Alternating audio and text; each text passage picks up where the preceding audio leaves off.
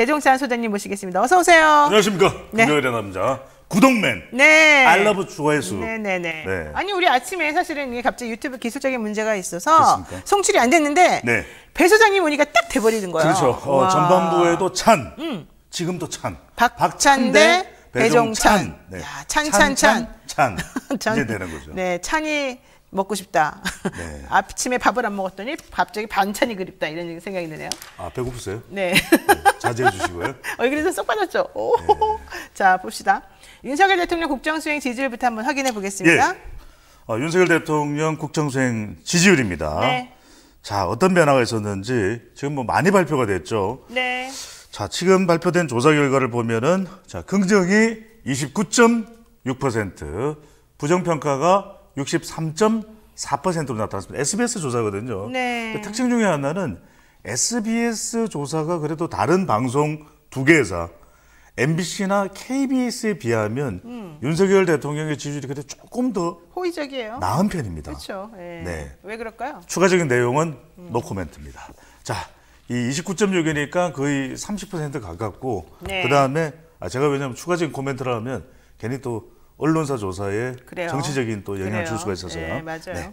부정평가는 63.4%. 그러니까 이제 지금 윤석열 대통령 취임 100일 전에 발표된 조사 결과를 보면 대체로 하락세 20%대는 맞는데 발표된 조사의 대부분이 그래도 좀 강보합세다.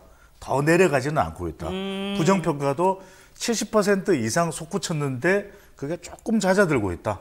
좀 태도가 대통령이 좀 겸손해야 하는 것 같기도 하고 예. 또 이러다 보니까 보수층이 결집하는 것도 있고 여러 가지가 있을 것 같아요. 국민의힘도 어제 비대위 회의하면서 죄송합니다 이렇게 인사부터 하고 시작했잖아요. 워낙 지지율 지금 타격을 입다 보니까 네, 좀 당연히 그래야 잔잔하게 태도가 조금씩은 조심스러워진 것. 뭔가 태도가 크게 변했다기보다는 지지율이라는 것은 악재가 될 만한 일이 안 일어나도 네. 조금 살짝 가라앉는 현상으로 보입니다. 그렇습니다. 자, 지지율 위기에 대한 책임은 누구에게 있습니까? 라고 예. 물어봤더니 어떻게 됐어요? 윤윤이죠. 윤윤. 자, 지지율 오늘 찬찬이었는데 국민의힘 네 분과 윤석열 대통령의 지지율 대폭락의 책임은 누구?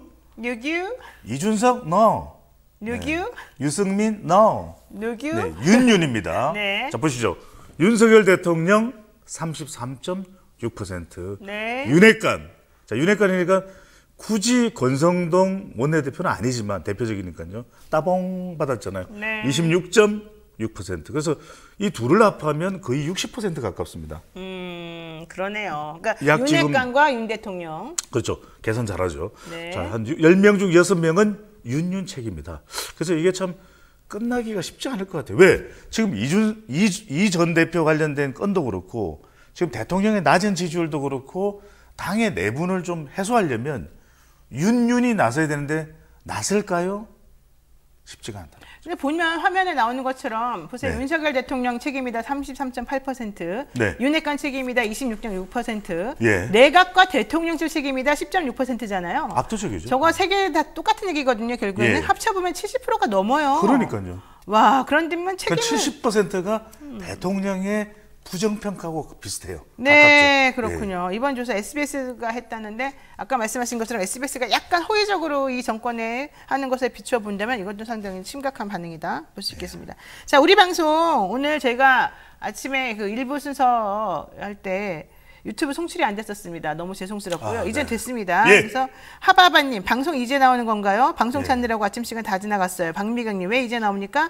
주바라기님 아유 오늘 안 하는 줄 알았어요. 아유 야호님 하나도 못 봤어요. 네. 또 다른 분들 애가 얼마나 탔는지요. 정말 기다렸어요. 오늘 안 하는 줄 알고 끝내주는 줄 알고 속상했어요. 막 이런 얘기 많이 하시는데 제가 죄송합니다. 이 예. 유튜브의 주파수를 뚫어버렸습니다. 아, 오면서. 그래서 그러구나. 그렇죠. 네. 잘못이구나. 알겠습니다. 자, 여기까지 그래도 죄송하다는 말씀 다시 한번 드리고 이번에 본격적으로 또 얘기하겠습니다. 지금 그 우리가 소개해 주신 이 여론조사 있잖아요. 예. SBS에서 했던 거. 이거는 취임 100일을 맞아서 진행된 거잖아요. 그렇죠. 100일간 추세 뭐 다 얘기하고 있습니다만 결과적으로는 반토막, 긍정평가는 네. 반토막, 부정평가는 2배 넘게 많아졌다. 그리고 앞으로 또 특별히 반등의 모멘텀은 없다. 네. 이게 일반적인 평가더라고요. 그렇죠. 뭐 변하긴 변하겠죠. 하지만 윤석열 대통령의 취임 기자회견 당일날 썸 트렌드를 통해서 빅데이터 분석을 해보니까 상당히 11만 8천 708건 어허, 언급량이니까 네. 그만큼 관심을 갖고 기대를 가지고 봤는데 감성 연관의 내용을 봤더니 별로 긍정적인 내용은 없어요. 그러니까 빅데이터 상으로 나오는 그 연관된 단어나 이런 것도 다 부정적인 그렇죠. 혐의, 것들이라고. 혐오, 그다음에 논란, 그리고 비판, GX도 예. 있어요. 욕이 있더라고요. 욕. 그건 제가 안 할게요. 아, 저도 안 해요. 네. 점잖은 사람이기 때문에 지지지지 이건 아니죠. 네. GX였는데 어쨌든 제가 깜짝 놀랐습니다. 그런 종류의 욕설까지도 이 대통령과 관련된 연관 검색어로 나온다는 게 좀 실망스럽기도 하고 네. 놀랐습니다. 그래서 확인하게 된 것은 취임 100일 윤석열 대통령의 기자회견 내용을 보면은 대통령은 바뀌지 않을 것이다. 그렇죠. 그렇다면 앞으로 다른 정치적인 자극, 네. 이재명 당대표 체제가 된다면 이 대결을 통해서 어떤 대전쟁이 벌어질지 전쟁입니다. 네. 사실 제가 좀 안타깝게 생각했던 것은 이겁니다. 이번에 원래 지지율 반등의 기회가 많았던 때란 말이죠. 그렇죠. 네. 예, 광복절도 있었고요. 100일 네. 기자회견도 있었기 때문에 오히려 재난 이 대응도 잘했다면. 이 두 개 그리고 재난에 대해서도 만약에 대응을 잘했다면 예. 오히려 지지를 끌어올리는 그 계기가 될 수도 있었잖아요. 그렇죠. 근데 다 망가뜨려 놓은 겁니다. 반전의 기회를 잡지 못하고. 지금 이거는 코로나 대응도 그렇고 지금 코로나도 지금 최악이에요. 검찰총장도 장고 끝에 대검차장 이원석이에요. 장고 끝에. 옛날부터 이름 났던 분인데 예. 이러려면 왜 이렇게 시간이 끌었을까요? 진짜 임명하면 되잖아요. 이원석이면. 그리고 또 지금 최근에 임명된 전혀 검사가 뭐 올 필요가 없는 자리, 와서는 또 안 될 수도 있는 자리에 지금 또 검사 임명됐잖아요. 네. 그래도 공정위원장에는 서울대 교수님이 또 임명되시고. 예. 자, 어쨌든 이런 것들을 보게 되면 인사가 문제라는 우리들의 말은 전혀 듣지를 않으시는 것 같고, 네. 그래서 지지율을 반등시킬 만한 기회, 계기들을 모두 스스로 빵빵 걷어차고 있는 중이다. 이런 얘기죠. 그러니까 자, 윤석열 대통령이 이대로 쭉 가겠죠. 임기 계속. 네. 그런다고 하더라고요. 예. 잘 모르겠어요. 근데 네. 또 어떻게 될지 모르죠. 자, 20%대의 지지율. 예. 여기에 대해서 각종 책임론이 있습니다만 결국 한마디로 무능하다, 그러니까요. 게으르다, 무능하다 네. 이런 얘기 같아요. JTBC에서 진행한 여론조사가 있습니다. 예. 국민 10명 중 2명은 100일 동안 대통령 뭐 했는지 기억에 남는 정책이 한 개도 없다 이러고요. 다른 사람도 도대체 정책 기조가 뭔지 모르겠다 이래요. 이 화면 조사 보시죠. 결과를 한번 보시죠. 네네. 결과 보시면은 대통령실 용산 이전이 가장 기억에 남는 정책인데, 자, 이 조사 결과를 먼저 말씀드린 거 오른쪽으로 쭉 보세요. 우리 자, 유튜브로 시청하시는 분들 오른쪽에 보시면 없다가 17.7%예요. 그런데 자, 이 조사에 대해서 어떤 이런 분석은 다른 데서는 못 합니다. 자, 이 보기를 준 거예요. 보기를 줬어. 어허. 그러니까 보기를 넣어 줬기 때문에 이렇게 이건 것 같아요. 이건 것 같아요. 했지. 자, 같은 조사에서 보기를 안 넣어 준 문항이 있었어요. 그런 것도 있어요. 그랬더니 대답을 못 해. 어머, 정책 기억에 남는 게 뭐가 뭐냐? 그러니까요. 그러니까 기억을 못하고 대답을 기억을 못해요? 못 하는 거예요. 왜냐하면 사실은 용산 이전이 이걸 뭐 특별히 딱히 정책이라고 하기는 그건 그렇잖아요. 정책은 아니지. 그리고 임기 100일 동안 정책이 잘 부각되지 않을 수는 있어요. 없어요. 그러면 국정 철학이라도 그래. 윤석열 정부는 정권 교체가 되는데 뭐 하려고 하는 정권이다, 정부다. 이게 명쾌해야 되잖아요. 없어요. 그렇죠. 비전도 그리고 없고 방향도 없고. 지금 박찬대, 찬입니다. 박찬대 의원이 네. 궁금해했던 것이 우리 국민들이 궁금해하는 거예요. 궁금해하는 거에 대해서는 전혀 답이 안 돼요. 그러면 이준석 전 대표에 대해서 뭐 발언한 이 내용을 알고 있냐? 바쁘다 본의 합법이에요. 지금 한의 본의가 난리가 났어. 그다음에 네. 지금 사적 발주 관저 리모델링 그거 어떻게 대답이 없어요. 네. 따봉 엄지척 따봉 체리 따봉 대답이 없어요. 네, 그러니까 네, 네. 온갖 국민들이 이준석 전 대표에게 이 새끼 저 새끼 있는지 대답이 없어요. 그러니까 지금 뭐냐면 역대 대통령과 완전히 다른 리더십이에요. 네, 그러니까 네. 윤석열 대통령에게 이렇게 조언하면 대통령실이 대대적인 혁신에 이어서 지지율 올라지 이런 전통적인 분석을 해서는 도무지 윤석열 대통령을 분석할 수 없습니다. 네. 자, OKK님, 심평 교수 인터뷰 보니 참 딱하던데요. 주변인들이 다 이렇게 심평 교수처럼 아부만 하면, 이 아부만 하면이란 말은 제가 하는 겁니다. 아부만 하면 바뀌겠습니까? 이런 얘기 지금 해주고 계십니다. 사실 좀 그게 문제인 것 같아요. 심평 교수는 옛날에 진짜 안 그랬거든요. 제가 아는 심평 교수는. 근데 너무 이상해져가지고 예. 이분이 정말 내가 알던 그 사람 맞나 어디 다치신 거 아닌가 아픈 거 아닌가 이런 생각이 들 정도예요. 그래서 사실은 상당히 학자로서, 교육자로서, 판사 출신으로서 상당히 이상한 지금 상황이 벌어졌습니다. 원래 제가 개인적으로 한번 물어보려고 그래요. 그래서 지금 조용히 있다가 아무래도 안 되겠어서 한번 원래는 이 확인 좀 정도 하려고. 되면 공무원들은 나서지 못한다 하더라도 적어도 윤석열 대통령이 졸업한 서울대 법대를 비롯해서 아니 이분은 멘토니까 특히 더 말을 해줘야죠. 그러니까요. 서울대 네. 교수들이 나서서 사실상 시국 선언을 해야 돼요. 대통령 지지율이 20% 되고 이런 배우자 김건희 여사 이야기를 아예 하지도 말라고 한다고 하잖아요. 네. 그러면 국민들이 할 수 있는 없어. 질문이 뭐가 있습니까? 없어.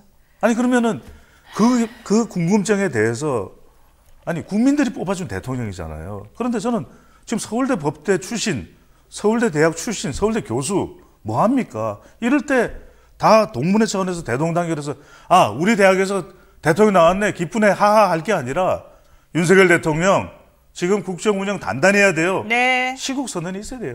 알겠습니다. 자, 직무 영역별 평가를 네. 한번 보겠습니다. 경제와 외교 등 6개 분야에서 잘했냐 못했냐 물어보는 거였거든요. 부정평가가 전부 다 절반을 이거 잘 넘었다는 나올 수가 거예요. 없죠. 윤석열 대통령이 내세웠던 공정과 정의 부분에서도 6명이, 그렇죠. 10명 중 6명이 잘못했다 이렇게 답했다는 거죠. 지금 이 한번 조사 볼까요, 결과 자 화면? 그래프 보겠습니다. 네. 뭐 대통령 부정평가가 거의 70%에 인사가 있건 인사가 가장 73.4%. 높아요. 네. 그다음이 국민통합 69. 네.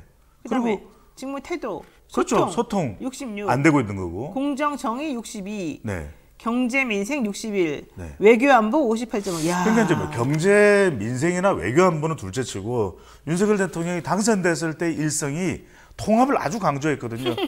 통합하는 대한민국 만들겠습니다. 우리가 통합 안 할 거라고 국민만 알았잖아요. 바라보면서 가겠습니다.